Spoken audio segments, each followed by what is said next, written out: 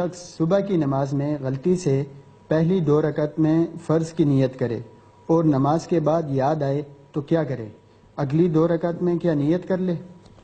لیکن اگر یہ 2 رکعت میں کیا نیت کرے؟ اگر تو یہ 2 رکعت جو انہوں نے پہلے پڑھی اور یہ کہا کہ غلطی سے فرض کی نیت کر لی، تو اس میں یہ دیکھا جائے گا کہ یہ کیا صرف زبان سے فرض کی نیت کی ہے، دل میں سنت ہی کا ارادہ تھا؟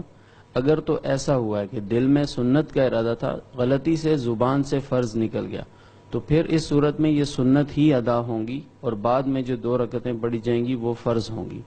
لیکن اگر ان کو سنت کی بالکل یاد ہی نہیں ہے اور زبان اور دل سے فرض کی نیت کر کے 2 رکعت پڑھ لی، تو اب یہ فرائض ہو گئے اور جو سنت ہے وہ گویا کہ ان کی رہ گئی۔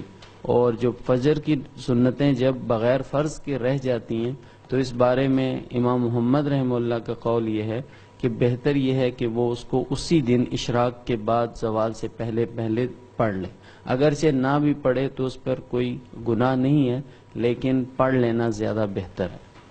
بہت شکریہ مفتی صاحب۔ اگلا سوال ریاض سے سرور صاحب کا ہے اور یہ پوچھتے ہیں کہ امام فرض نماز میں